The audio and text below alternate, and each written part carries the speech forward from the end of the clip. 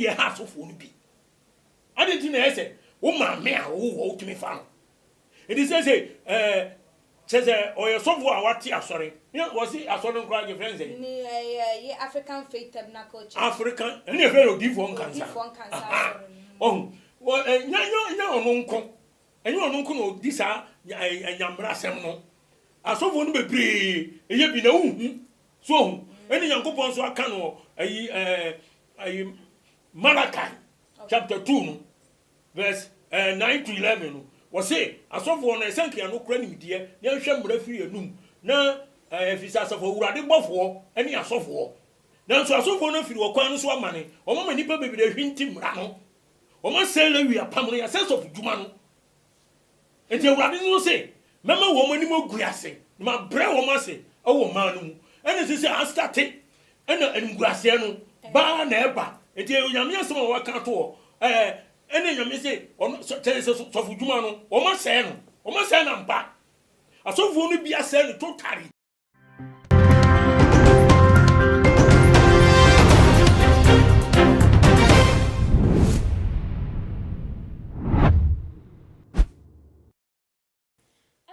for any adofono mema obibia akwaba ede eba too much GHS so Ghana wahala dwumade na ebre asosamuni aba ekwesi kapa enenso mede ebe somo na ene dayi ensem atese edi atrenchie ewo memu na nka enim se ye mususam mpodie anka enemre mu 21st century abrani bia ben kasa mususam ne ye enoma nka ne tete na ekoso no nke ebi eni honum na so akakwa yese afekrampo ena enoma ehyimu ekena enoma eyeden eye kase ewo ye manyi emu na ne nyina enam eye sofo bia ne nyoma bone a wakwakwa kodie enu nti ama edi musuo ene eye ohaw abre wono ankasa ene nabusua na ensem we die abusuafo mu nuaba menko means na so sansa kwakwa ye hunhum ade na hunhum ade nso de enfa enikan ena eye enu ntimato nsa ede afre apostle ajeman prempe a oda asafanidin ene the Bible Church of God 7 day I work as well Tuba Junction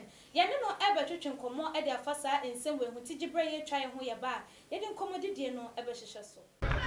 Onianafo ahaye GH too much ena ohwe malupi ene kase osofo malupi me nhwe babia me nko babia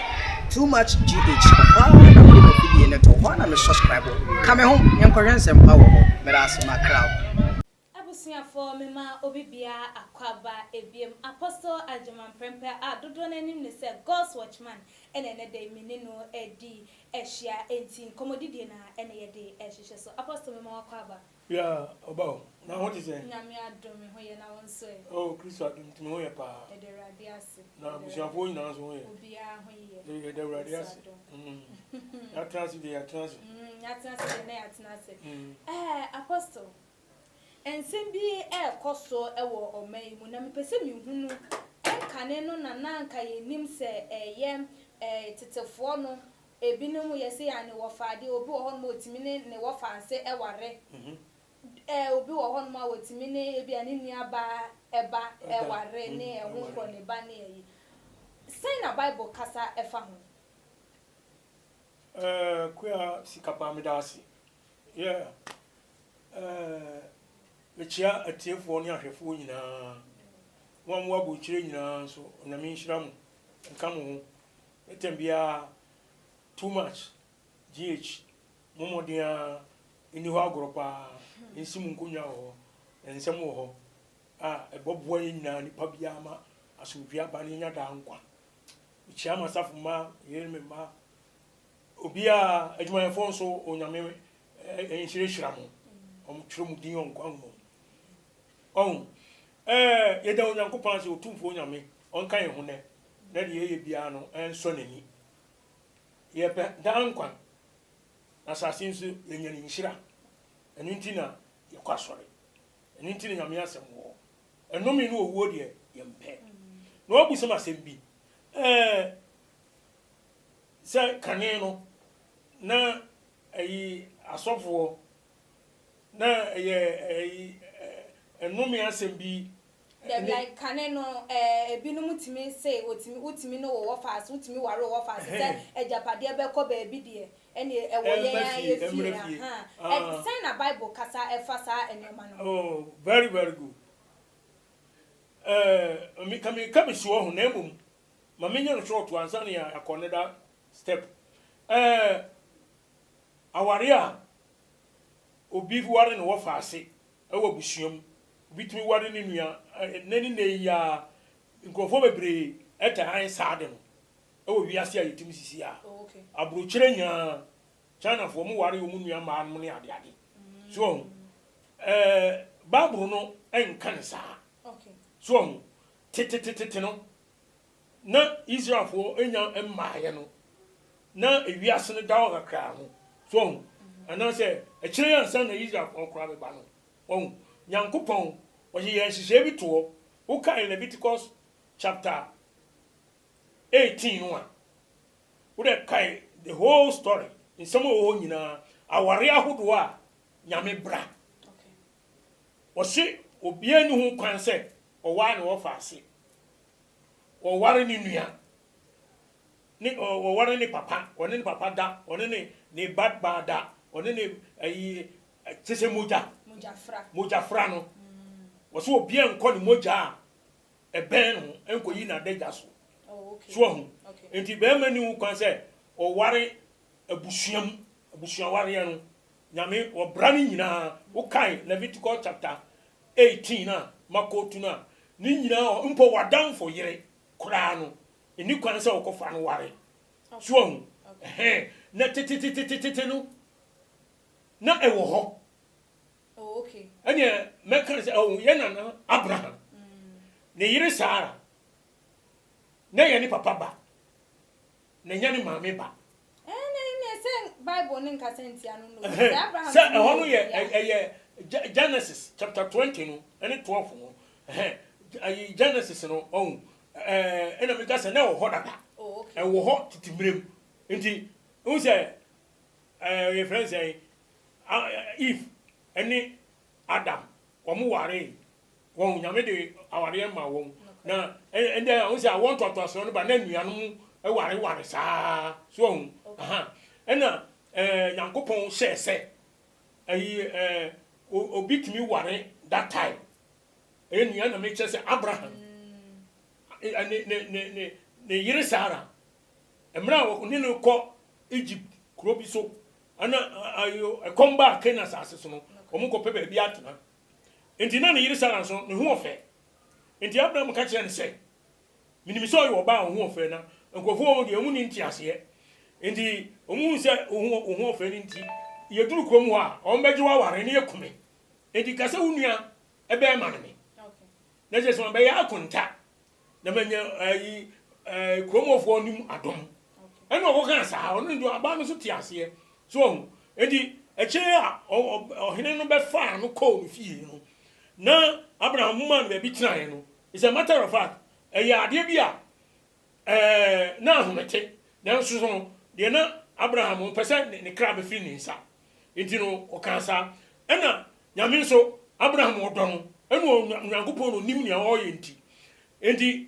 ohene no ena nyame call ne nchen da yem eno man warning o da yem se oba no akwa na beto no dem won wo ye oba ma bi yire sa ba ma no kwa wo odifo enti wo ade che wo fa ne yire enkonkoma no anye sa obekum wono ohene no ene ne fiefo nyina ene de owo nyina obese no ene nyame man warning ti ade che no tututu ena ohene no so me ko fra Abraham ne ne panfo hia no si ade nti na wo yem sa na ayi obey wan ke se onua ba ena anadwi ade Nyankopon de ayame na nyasam ketwa ena Abraham se minim se nyame suro bia ni asase we so na me yiri ni nti mbakumi na eno kure wo ye me yire no first no ye me nua ba ena kire wa ba ye me yire so ena ohie se na ye monyi sikai ene ahodie na momfa nko nti ade na Nyankopon epene anase wofo a eye Abraham ne Sarah wo mo aware no so bai ekire no osa beba ka se wo chiri se wudu hu ba na moja be hu wadeja so. Okay, Isaiah 55 no verse 8 ni kire se enya Nyankopon se nya mo adwene ene ma adwene enya mo kwan ene ma kwan so de nipa dwene no nyesa ne Nyankopɔn dwene de nipa ye no nyesa ne Nyankopɔn ye so esunyame bibia Romans 11:33 so Paul can say obiara hunu Nyankopɔn akwanchi ehwehwe nwie da na hwan na ehunu awurade adwene onyame adwene ye different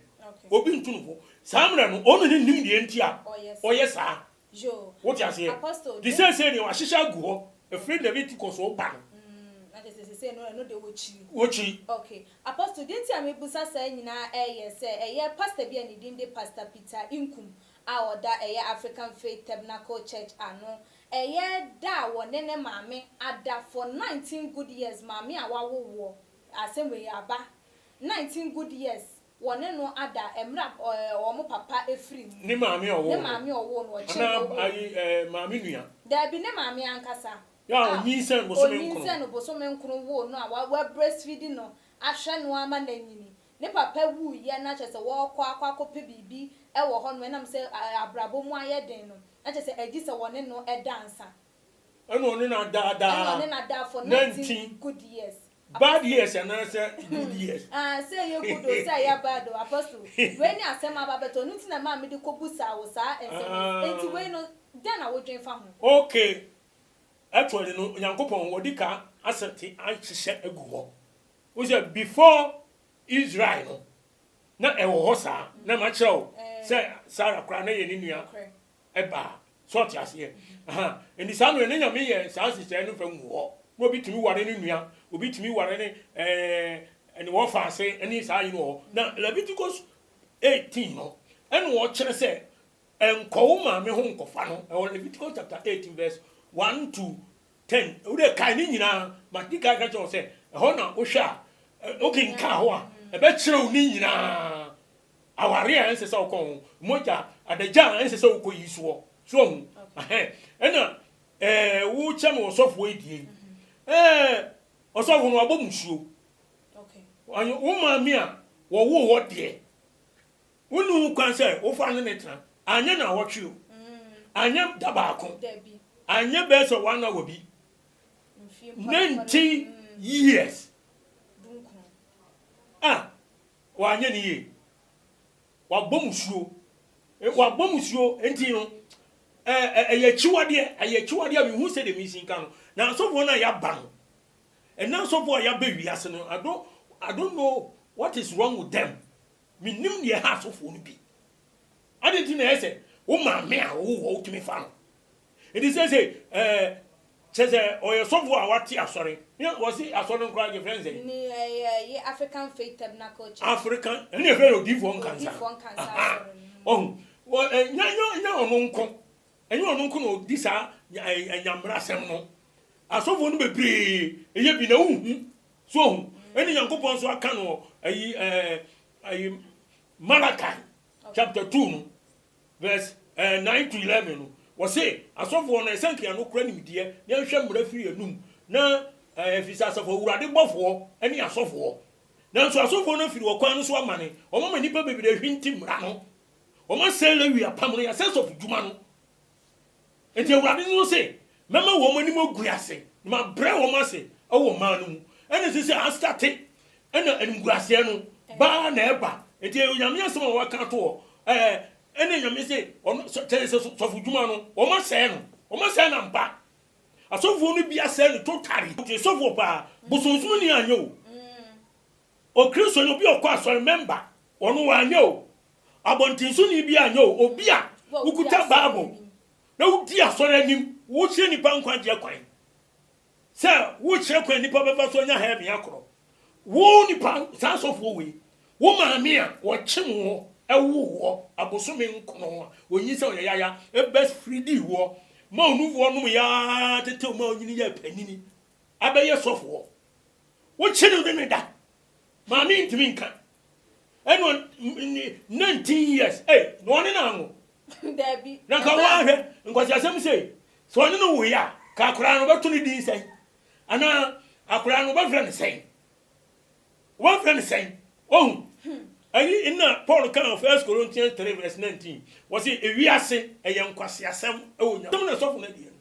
odi kan Bible no we 1 Corinthians 3:19 Paul say wiase ye nkwase asem e wo nyame anim they say nkwase asem ko na ekoso wo wiase Apostle yen shadio mami anka enya ne yare a wo yare ya ye de ni chin ya ye ka se boni bia na se bibi wo ho no wo so wo kan anka up till now kenya de se wa bie bia so e de a kire eye abusuafo ni ti dem pa na wuji de se betimi ye ne ba ni timi kande tu ni tirima ni ntema na edi tu mu so ne ba ne beda akuya sikapa me da sipa asem wo de ehu hwe asofo no nyi wo mani kan asofo no bi no nyi wo mani kan wo de adwuma no okay ebi akọ waje aduro obi wo ha last me ka kire o obi wo hye kawa uro mi se kawa no ye normal tin ne hye no e ya aduro okay ebebire die ya aduro ebi adi chen atoto ye kom ebi kura memene ene magu yeyem ti se dufa ana se ebi kura ring na dan yem wa mene eno ne man power edi nipa wo nyina no wasem adwene obi wo so a ye tetere mu maso ibi wo ne ketere maso ni edi aduro afran na asem ne moja na afran na kono widiem so hu enti obedire so dem na okasa de obeka bia no untimi nya no eno na adbeye obeye duma enti spirit bi just wo mu yusu occult so hu enti sa spirit no ena kasa kire wa untimi nka hwe na kan ma me de kan ma me kwan ko bepre bibi no de convince ni ma me adwe bi afiri obonsam na manipa na adwene wo ma yiye sa ne mani nyina no enye wo ma apeu force su bi na di ekire force su bi na pia wo mo eno mo de koye sa de no edi wo no asemo be ka che no uni se wo kan uni mi sa ayesam papa yo wo kan bia wo be dai wo ba ji edi na onya kwan no wada no onya kwan ne de sese wo ye wo no wa ye Ejan minchawo no na hu ni se bia maame no nso no na ni je ne ba ne hu nto de ba bo so enti no no so oji tu mu ana ena me kire o se spirit na o de ye dwuma no sunsun maame no so woni protection bia wo wuradim enti woni pa bia wo ti wiase na ni Yankopon protection a me ka kire o se de asofo no binum be ka kire obi a no wo be di akire eso wo be hei na ni baabulu na echi wade o baabulu na nipa no wa de wafa wo de adwuma so when mu nyina na wurade wo kan o Genesis chapter 6 no what time o verse 5 to 9 wo so ohun se nipa boni dos bebre wa asase so wo makomo madwene boni nko ada nyina eti wurade Yankopon enu no so ogbo nipa na ye ne ya wo na koma mu no kan se mabe panipa mabo wo magu asase so ato agu mese nipa nyina na no one na busua de onya adom wo wurade anim so na ye adwamamo ho asem okay so adwamamo wo shase free Genesis chapter 6 verse 1 coming no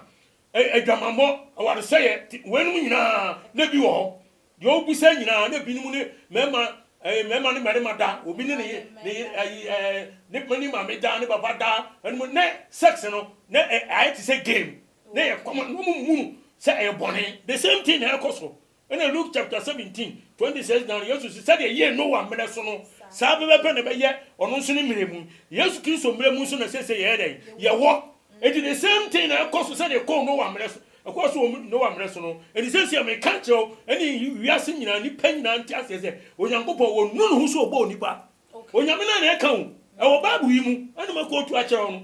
eye Nyankopon yese wo bo nipa be trust ase so na be ma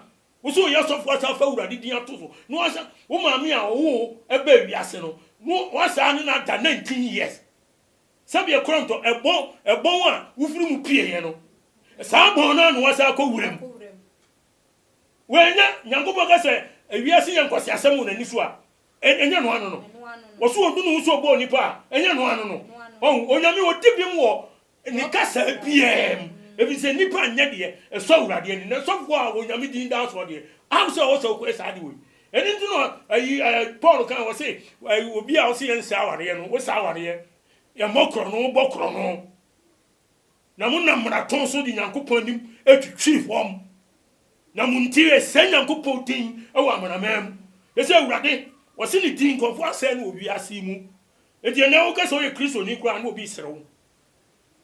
because of course sorry obi eja asori kodi asofo no bi yenti ye sani di asofo no na ye members no kra na say asofo kra pemu edisa anyam na semu ya members no se den ense ye den so ana Paul can say mu hwemi suam 1 Corinthians 11 no 1 and 2 was mu hwemi suam say dem hwe Kristo mi sua no edi ye hwe ni pesua ye odi akire osua ni odi ka nante ana no Kristo a obeseti good example was as so amaye ni edi nachi na Paul o hwe example no odi akire ana nso ka che yenso say yenso sie ni acha ye de sie ni akire na asofo no kura de o masani nyemani nyina asofo kura ne di kan on anything as say Romans 2:23 to 24 no what can no see edi Yakobon nim twitwiri form ani yenti o say Yakobon din wa monamam and so for no de and say ya say Ghana ha no sa nipa we be cha no and say musuo o mo go yi musuo mbo edi musuo no krampo na nka mebeba so obi o ye nyame nipa wo so o ye sofo na ye de wako ye ohine anim na ye ukura odwan na ye twa dwan de gu o na ase ye de moje gu na ase no kwan so anu no oh wo de amu ye gu mframam enkosi hwe because Yakobon aka no Hebrews chapter 9 and chapter 10 wo study ho nyina wo say kane no enyai ni mmerechie ni anantwie ene ne de patabone ene ne de obi ye bone ya ne akotwa odwan ni akotwa ne ntwe se aponchi bia ne akotwa na emoja no ye de apete ho ye de asere no bone ena usanye ba na Kristo ba he no wo de ni nipadua Yakobon de ni nipadua ay Kristo abagbo afode epene pe e de ame ye nyina se de John 3:16 ka se de Yakobon do wiase ni ye o de ne ba kon de ma ye se obi obagina die no wa anyira no wonya dan kwa so enti wo di o dan wo sofu no nim sa asem we nyina na se wo kwa ye bone no a ogofa ma me ne na da emusuo na kwa yi no ko yi ama hwan enti na je musuo na nya hwe enya djuma enti ma me no krampo no nya de so betime nya ya enya djuma se ma me ne benya yaresa ne nyame ne behunu mobo se ma me ne de on ne de ya ne se ne de awerho ne se ono no edru na ne bana kwaji di convince ne chame no oni assembly aka enti ono de se yare na ma anka no kure we nyina kempie kaje se ma me na wu owu kura zo ne keso akata so hu eni nyame se obomo anim oguase se tele me kan Malakai 2 ono oboma wo mo anim oguase enti anim oguase no enti emirechie ni nyae ni ade omo atwa de agu ho ana I say de epata bone no nyame anim enu ho eni nam kromo wa eni mesi eni nam kromo wa enye do Yakobon di ma me ne de me se Yakobon tue yampon se on san yade on hunu hobo won yino ne be ma no so on de ono a obekonu kotodani na se fasting ene obeya onimu ada pa about 21 days fasting now we 21 days fasting we are na so obetumi aya ese wara what you say yes because boni bi on mo yemfa mpabo akekene de sire boni fa cho David kofa obire ese kun ni kan ho o guys am 51 wo kan ho ya but and some of burus one fasting yo we are fasting 7 days no food no water and say na me hu no mo ko twa me twene say obi twa esira to ogu what oh eti say asofo no say me de ni bebre ya no time enya kra enti me sire Yakobon ohun asofo no bi mo because the enema no kono yensam no to fa no wo beti ne say ba wo kokyera na we nsu aba wo bra yekuta bible ya ensampa ne wom anema yenyame achiwo nyina achiwo de nyina waka asofo kuta bible no what to nyame asem na to atwe no you call yourself man of God who from who say me Yakobon nipa who are you and what are you enema na akire no wo ma mi anu ne dan wo bodam wo jimi wo say what aba mami nka apostle kan ensamfo hi twene anim da ha ya mo nti na Yesu ani pray for receive wo no so no sani wani mana ni pray ahantan amaso sika ahunya de enti o mo nka no kula no o mo fa na papa nguna kwam ni ye jini pa muska ye boni popo ye kum nipa oh me say ensure no di dware nipa and what sofo bi gan he yawo na obi yire ensem so ka kire no de tie no ka kire no untimi hu ena me ka se enuro no obi di yusu mo tia obi yusu mo amuata obi an spiritual yusu no ena odi ni yadwuma eti se wunni jidie na wunni sunsun ahoden a oba convince wo oba ho kunu ni kunu wa bro kire o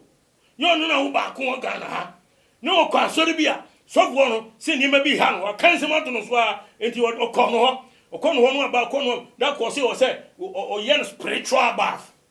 sunsun mo dware enti woni ni mienu ko se adwaye na yesu ba ko odware obi eno no yasam no Paul dware hwan Peter no dware hwan na ya na ni nyina so koma e ma akro ya asam o me sremu ma ya na ma akro ya na omde ya om se de ne ha e ma de bio se de ne o na ogba na wo kunu ho wutie ne ye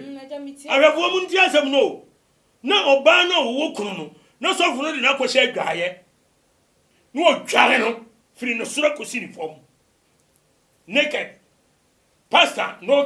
naked oba naked for spiritual bath naked pastor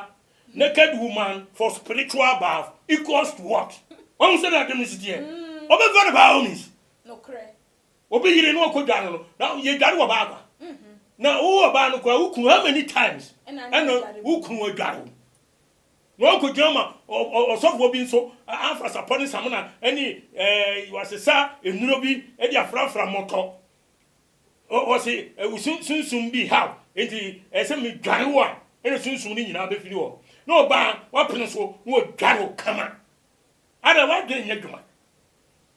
asofo we enu nyina senka government wo obetuma ye hihye bi a ka wo mo etisa no de o se ye chi wo mu nyina yes I say you lock wo I say mra no ni wo mu di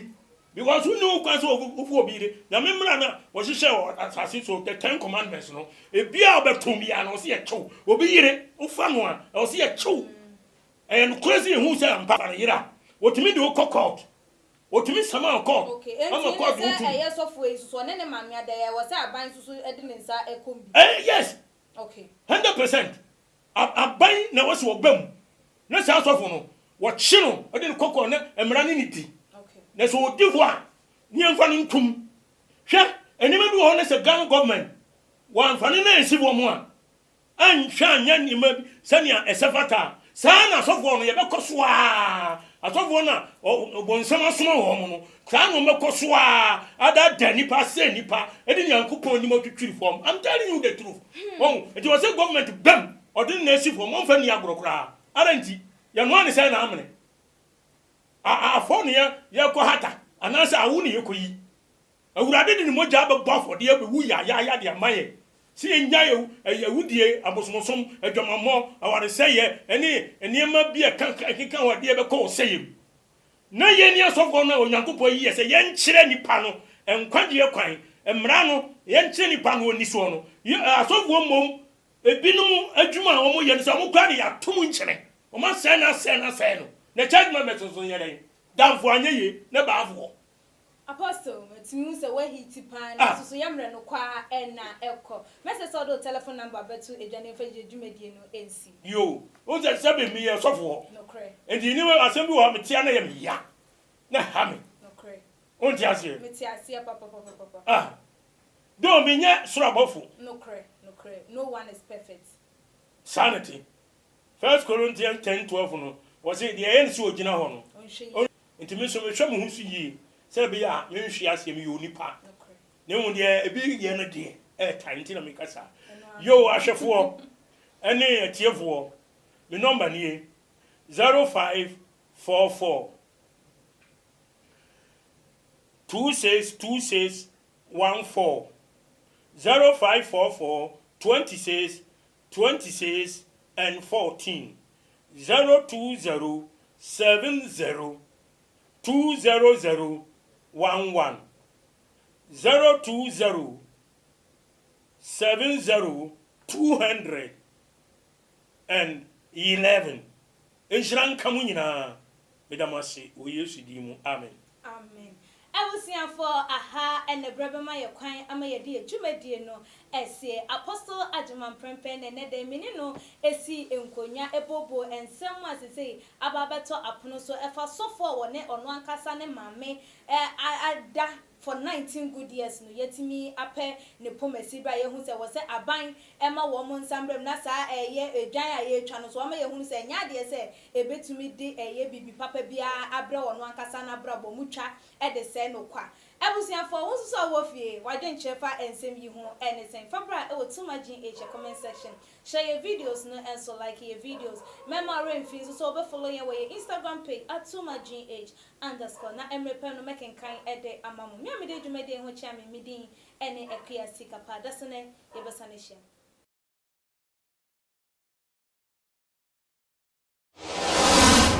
hia the major prophet kum chacha on say me catch was say bomoden na hwe too much GH on say me kan ye nyene bone pa na kase ye pe wo wi ase ya asonde nti na adam wo hu nyame ye no nyam no wo hu ne ma bi a wo hwehwehwehwe e wo other place ne ade kat won na bomoden na be hwe too much GH be hwe na subscribe bomoden o be hwe pe na wa ye subscribe o subscribe subscribe na subscribe na o subscribe a na wo benya ne ma pe a wo pe ne ma papa a wo pe ahwe nyame hira